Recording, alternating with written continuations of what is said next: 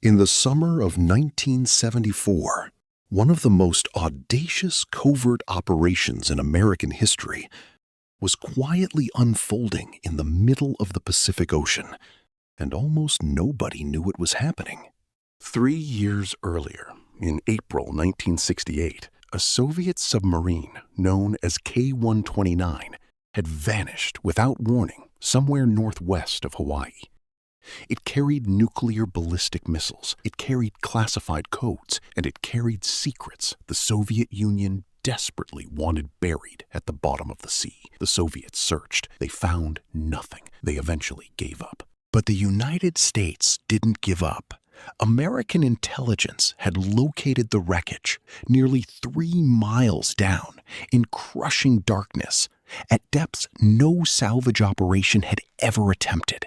And instead of walking away, the CIA asked a question that should have been impossible. What if we could bring it up? What followed was a plan so elaborate, so breathtakingly deceptive, that it required the construction of the most sophisticated deep-sea vessel ever built, the cooperation of one of the most famous and eccentric billionaires in the world, and a cover story so convincing it fooled the entire Soviet Navy. The project had a name, Azorian, but the world would come to know the cover story, the one built around billionaire Howard Hughes and his supposed deep-sea mining ambitions.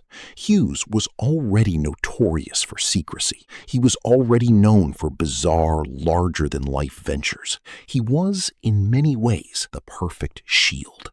The CIA approached him. He agreed.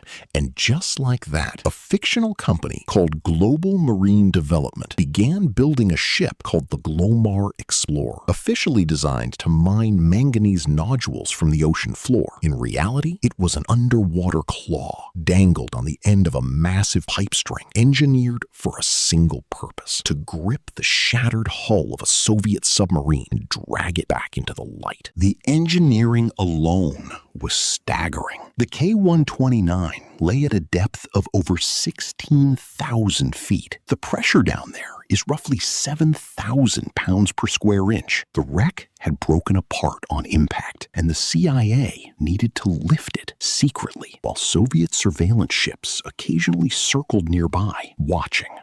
Think about that for a moment. American operatives on a ship they claimed was mining rocks were secretly attempting to steal a nuclear submarine from the bottom of the Pacific, while Soviet vessels watched from a distance. The nerve, the sheer calculated nerve of it. It took years of preparation.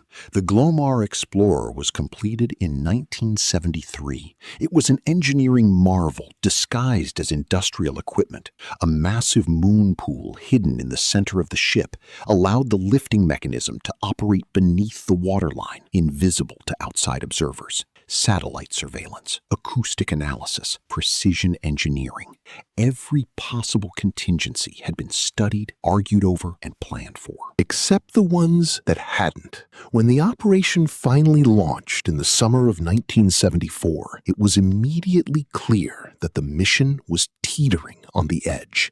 The Claw, a device the CIA internally called the capture vehicle, descended into the abyss on a string of interconnected pipe segments. Lowered inch by careful inch, the target sat in silence, 3 miles below, waiting, unknowing. After days of painstaking maneuvering, the capture vehicle reached the wreck. The claw arms extended, and then, in the dark, in the cold, 3 miles beneath the surface of the Pacific Ocean, the United States of America attempted to steal a Soviet nuclear submarine. What happened next haunts the mission to this day.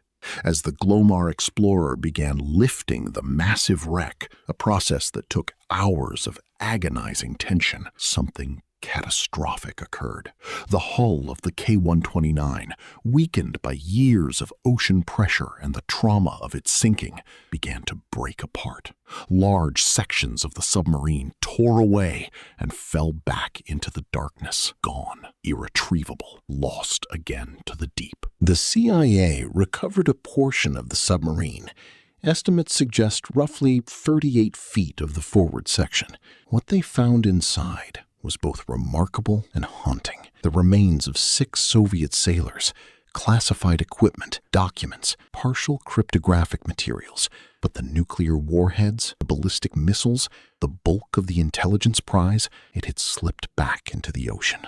Years later, in a moment that was simultaneously a geopolitical gesture and an acknowledgement of shared humanity, the United States held a burial ceremony for the recovered Soviet sailors. The footage was eventually shared with Russia in 1992. Even in the depths of Cold War rivalry, there were moments that reminded both sides they were burying human beings. Project Azorian was officially declassified, partially, in 2010. Even today, significant portions of the operation remain classified. The full intelligence haul, the precise details of what was and wasn't recovered, the internal assessments of what the mission ultimately achieved, much of it is still locked away. But here is what we know without question. The United States government built a custom deep-sea vessel funded by black budget dollars, routed through a billionaire's empire, lowered a mechanical claw to the floor of the Pacific Ocean,